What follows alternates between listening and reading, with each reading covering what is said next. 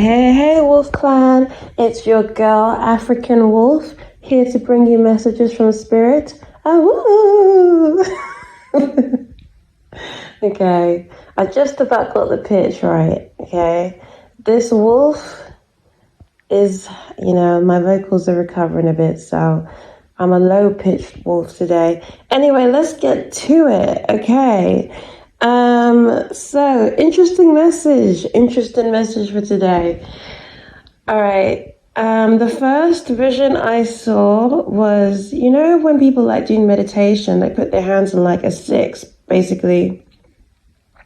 They form a six with their hands, right? I felt someone like with both hands form a six with their hands.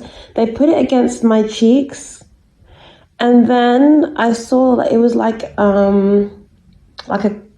not a clock, but like a swirling kind of like round, anti-clockwise, kind of like backwards and forwards. Okay. So I feel like, okay, let me just carry on and then I'll talk about, we'll see what messages come through. Then I heard seven-seater. And then I heard the saying God. Okay. And then I saw and I heard Python, right? And then I just knew it was about the snake in the garden, right? Since we've been talking a lot about Christianity and stuff over the last few days. So yeah, actually, this has been on my mind. The scripture about basically Genesis 3:14. The Lord God said to the serpent, "Because you have done this, cursed are you above all livestock and above all beasts of the field. On your belly you shall go, and dust you shall eat all the days of your life." Now, this is obviously after Adam and Eve ate the apple, right? Now, this is the English interpretation, but there's a few different interpretations to this. Basically, in the scripture, it's saying that you shall now go on your belly. Like for the rest of your life, you're going to be crawling on your belly. Now, the revelation came to me like, hold on for a second. It's a snake. Why are you saying to a snake that you're going to crawl on your belly all the days of your life? Like, it was already crawling on its belly the whole of its life, wasn't it? Since it's a snake. So then I was just like, okay. It just clicked. Like, hold on. So it wasn't an actual serpent in the garden. It was probably just like an analogy, like how we like to compare humans to animals. Like, oh, that girl looks foxy today. Oh, oh, that person backstabbed you, they're a snake. That's probably how it was. Whoever was interpreting these scriptures, they for some reason they wanted to call it a serpent, but it wasn't an actual serpent that came to them. It was a God who came to them. And then once they ate the apple, this God was turned into a snake. Do you see what I'm saying? Like, because why would you say to a snake, you're going to be a snake the rest of your life? It's already been a snake. Okay, so anyway, then next I heard proactive. And I heard it like 3 times, proactive. So before I started doing these messages, I used to think I was like a relatively smart person, at least academically anyway. English was like one of my favorite subjects at school. But yeah, I thought proactive meant someone who's just especially active. Guess what proactive actually means? Proactive means creating or controlling a situation rather than just responding to it after it happened. Oh my effing goodness. When I saw this definition, it blew my mind. Like, I was shocked. I did not know. Did anyone know that proactive meant that? Proactive means creating or controlling a situation rather than just responding to it after it happened. And this is what happened in the Garden of Eden. Like, the Archangel, or the person that you call God, instead of just responding to it like, oh, well, you ate the fruit. Okay, well, we can work around this. Like, no big deal, guys, No, instead, he had to create and control a situation. He had to make a bigger deal out of the situation than there had to be. Do you know what I mean? Because you are God. You could have just, taken things back in time or whatever. Like, okay, you've eaten the fruit. We can undo it. You know what I mean? If you really wanted to. It didn't really have to be that much a big deal. I know what people are going to say, like, oh, well, no, because it's about obedience, it's about this and that. But you have to understand that the person that came to them in the garden looked like a god. It wasn't as just some random snake talking snake. It was an actual God that came to them. Now, let me carry on, okay? Because I know that a lot of your brainwash are going to be like, no, because it's disobedience. They had to suffer consequences of the disobedience. The next audio vision that I heard was recreational damages. Once again, I guess I'm not as smart as I thought I used to be. Well, I'm smart now, okay? We're speaking positivity over our lives. But okay, I had to look up the definition of recreational. And it's like, okay, the definition is activity done for enjoyment when one is not working. Okay, so obviously recreational damages means that, you've ruined the activity done for enjoyment when one is not working. Adam and Eve had way too much time on their hands. Okay, peeps, how can someone not be disobedient? Isn't that the Bible that says, I don't know if it's the Bible that says this actually. It says idle hands. Wait, what's the phrase again? Oh my God, it's gone out of my head. Let me look this up. Maybe we're supposed to look it up. That's why it's gone out of my head. But the devil loves idle hands, right? When someone doesn't have anything to do, they're going to end up getting in trouble. And let me just see the whole phrase, idle hands, real quick. Idle hands are the devil's. Oh, it was just coming up. Sorry. When people say that the devil finds work for idle hands, okay? Yeah, so the devil finds work for idle hands, right? Okay, so 7-seater, right? They've been named all the animals by now. They did everything by that point in time, apparently. Okay? They had nothing else to do but just run around all day. They were idle. How can you expect someone not to be curious about things? Do you know what I mean? And also, another great point that I actually heard someone on YouTube say was, strange that God didn't foresee this happening, right? But anyway, let's carry on. Disclaimer once again, as I said, I don't want to offend anyone of any religion, but I have to give these messages. Do you know what I mean?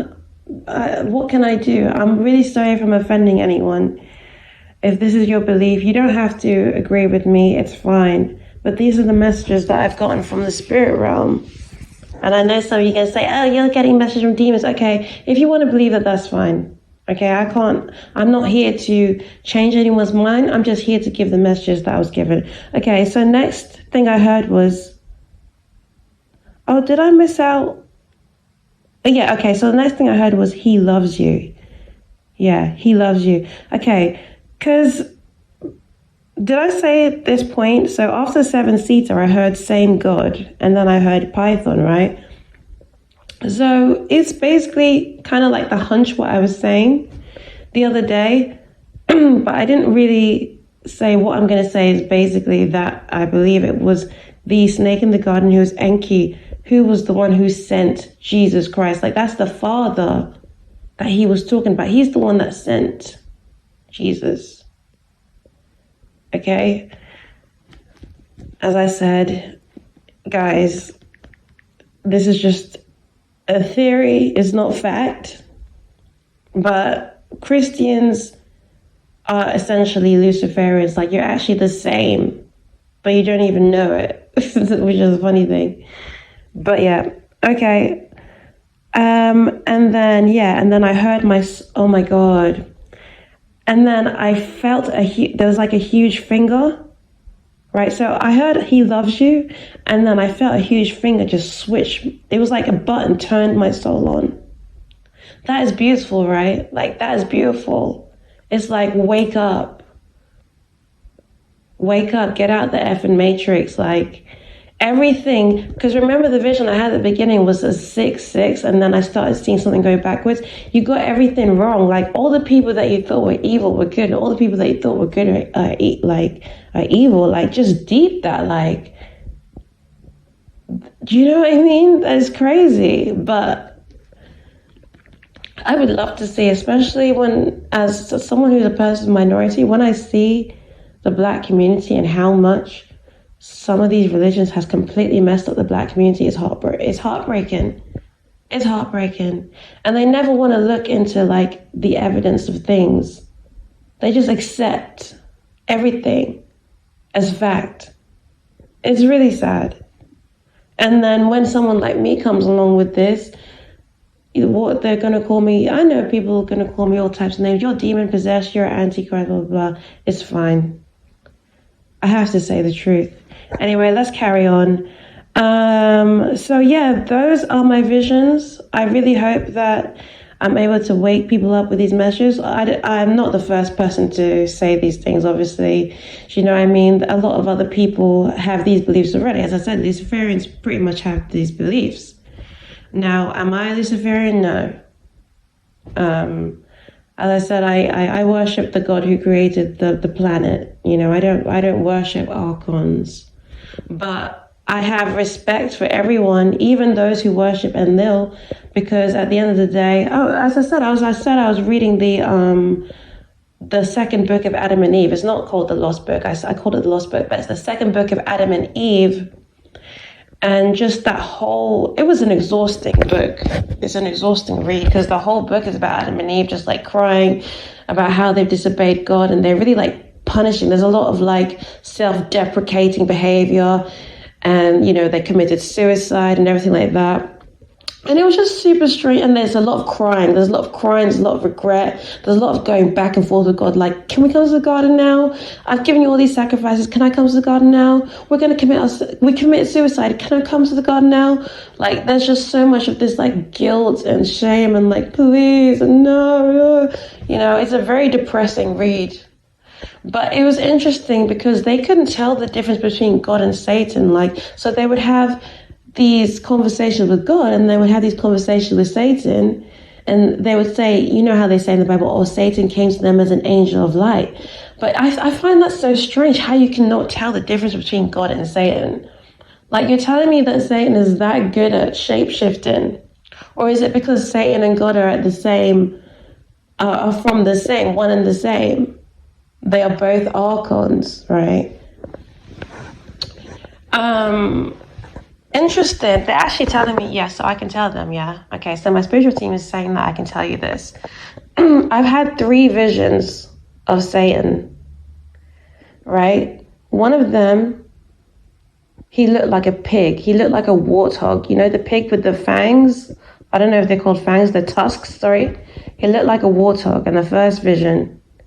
And then I seen him turn himself into a half man, half goat. So that's like the cool version of him. But both ways I knew it was Satan because I know the energy. I felt his anger. I saw his anger. Okay? This is not the guy in the garden, by the way. This is a completely different Satan. Then the second Satan I saw was a bird.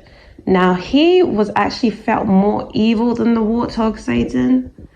Yeah, his energy was horrible. Like, I felt like, oh my God, I think there's a Satan worse than the other Satan. And then the third circle Satan was the serpent one that I saw, right? Enki, because I saw him turn from a man to snake, from man to snake. Okay? So I was like, what? Why have I seen 3 different Satans? How does this even make sense? And then I saw a vision of like this thumbnail. Well, I didn't know it was a thumbnail. I saw a vision of this like weird looking image in my head. And then it came off my YouTube. It was a YouTube thumbnail. And basically it said, it was like reincarnation, right? It was about Buddhism. I watched the video and it's talking about the reincarnation cycle. And guess what? They said that Buddha had a vision of hell, and he said that he had a vision of 3 different creatures that rule hell. One was a pig, the other was a cock, and the other one was a snake. Oh my God. My jaw dropped to the floor. I was like, oh my God. So I've had the same vision as Buddha, right? There is not just one Satan. There are 3 different Satans, okay? And when you say Satan, we're talking about people that rule the underworld. Enki, like, he was cast down to rule the underworld. So he rules the underworld, but he created humans. You know, so he's only one of the Satans, the so-called Satans, if you want to call them. But you have to understand that there is no, like, perfectly pure loving God. Like, all gods are both good and evil. I know it's a hard pill to swallow, but that's true. And they just battle against each other, you know, have egos, and, you know, they want as many humans on this side and that side, blah, blah, blah. And that's why Yahuwah, Jesus, was different, because he came to, like, preach a message of love, because all these gods are constantly, like, fighting against each other. That's what makes Yahuwah special. But he is a child of Enki, right? Anyway, I feel like I'm waffling on. I don't want to go on too much. So, anyway, that's the message. I actually wrote down some fun facts, because this is going to be the final video, the final message of this year, okay? We are day 1. We counted down 30 days positive thinking challenge. This is the final day, guys. And so I just thought I would end with some fun facts and some revelations that I've gotten from the spirit realm. Here's a fun fact. The Egyptian Book of the Dead is against pedophilia. There is actually a scripture or a verse in the Egyptian Book of the Dead where, I'm so sorry, I should have brought it out. I should have, like, properly researched this. Anyway, I will leave more information under the description below. But one of the gods basically said that he will never, or has never, had sexual relations with a young boy or with a little child, okay? And it's just so weird to me that not more religious books are against pedophilia, okay? And it was just important for me to say that, because of so many detestable practices that people do, that people who call themselves Satanists, or there are people who do this in the name of other religions as well, okay, that are okay with pedophilia, sacrifice and stuff like that. I just want to say to you right now that the gods, they don't need that type of wickedness, okay? Singing their praises, pouring libations is enough for a god like Horus, okay? He doesn't need you to do sick, twisted things to children for his name's sake. The gods are actually fed up. That's why I'm telling you all these visions. The gods are actually fed up of how detestable humans have become. So yeah, they don't need you to go and kill someone for them. Like, they can do it themselves anyways. All right. Protect the children at all costs. I just have to say this right now.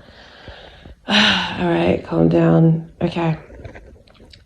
Another fun fact is that poltergeists, actually, the reason why poltergeists possess people's body is because they're hiding from their judgment day, okay? So particularly wicked people, when they die, they don't want to go into the light, okay? You know, they don't want to go and stand before the God who created the archons, because of all their karma and wickedness they've done. So they possess, it's called a possession. They're actually hiding in someone's body because they're trying to avoid facing God. Okay, so that's just another little fun fact, another revelation I got. I also work with with ghosts as well. But anyway, let's not talk about that. And okay. Anubis is the one who sends people to afterlife. I'll just throw that in there as well. So if you feel like you know someone and you're not sure about where they are after they die, Anubis can help them to the other side. But I'm not going to lie, sometimes Anubis will be dragging people to the afterlife. If you've been especially wicked, he's going to have to drag your ass. Okay, anyway, let's just leave it there. So in terms of,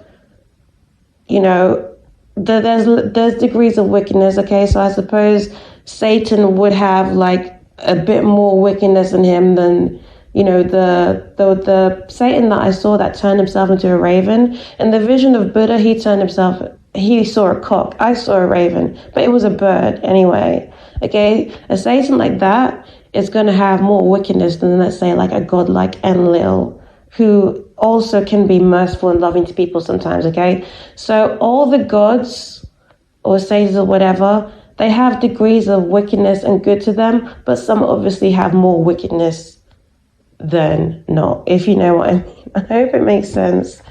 Anyway, I don't want to waffle on too much. And the final fun fact is, guess what? We're going into 2024. The last day of this year, by the way, is going to be 31st of December 23. So it's going to be 3-1-2-3. 2-3. Okay, so it's going to be an interesting number play. 2024. Oh, they told me to shush. They told me to shush. Okay, guys, that's it. Enjoy the last day of this year. Have some fun. Don't forget to pray. If you're going out, don't forget to pray, because there's a lot of weird stuff that happens at the end of the year. These wicked people are doing their sacrifices of weird stuff like that. So don't forget to pray. Don't forget to cover yourself with protection. Don't forget to pay homage to all your ancestors, all the people that have gone before you. Pay respect to the higher powers. And yeah, the affirmation of our last positive thinking challenge is, I now draw from the universal substance with irresistible power and determination, that which is mine by divine right. Okay? I now draw from the universal substance with irresistible power and determination, that which is mine by divine right. And I love that. It goes perfectly with the vision I had with someone switching my soul on. That's right. I hope I'm able to help wake you up as well. They actually reminded me of something. Oh my God, guys, I'm sorry. I don't want to make my videos too long, but they're telling me to tell you about this movie. I've been seeing reviews of this movie on Netflix, right? Oh, look, it's just literally come off my YouTube. So Leave the World Behind. Reviews come up. And basically I've seen the reviews. I don't know, for some reason I just been clicking on this reviews. I was like, Leave the World Behind. For some reason I just clicked on it. I don't even have Netflix anymore. And apparently it's foreshadowing the end days of it's foreshadowing World War III is what people are saying, and cyber attacks as well. Remember my messages that I'm getting from Horus, from Saturn? The gods of the underworld aren't playing with you, okay? They're all coming together, the underworld gods and the overworld gods. Should I tell them about them? Okay, I'll leave that for another video. But yeah, they're coming together to fuck you bitches and hoes up. I'm sorry for swearing, but stop with the pedophilia. Stop with the murdering and just doing disgusting things. All right, so yeah, this is all true. Just so you know, my messages are true. People are also foreshadowing what I'm predicting is being foreshadowed in these movies and stuff as well. So get right, get hot or get blocked. That came in my head, right? I was talking about people whose soul is on fire for God, and people who are with the fire gods are going to be untouched by this. Get hot or get blocked. You know what I mean? Get on fire, sort out your soul, sort out your life, or get blotted out from the book of life, okay?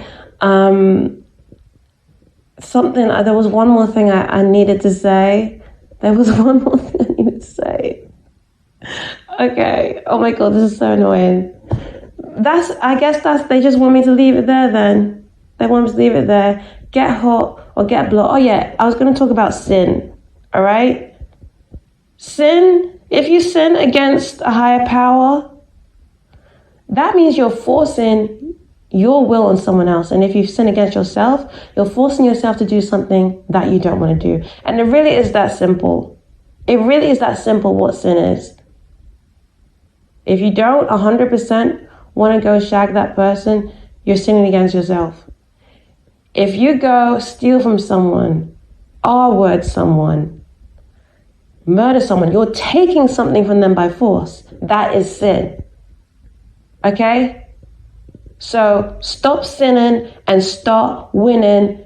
Get hot or get blocked. I'm African Wolf. I'm signing out. 2024 is going to be a banging year. I'm excited. I'm going to come back to you in 2024. We're going to do this challenge all over again. If this channel has been helpful to you, please comment below. How has the positive thinking challenge changed your life? I've already seen, I've gotten rid of quite a few bad habits just from doing this challenge. Okay? So I'm signing out, my good people. I love you so, so much. Children of the dragon, children of Yahuwah, children of all religions and faiths who are genuinely good people, I love you so, so much. Enjoy the rest of this year. Peace.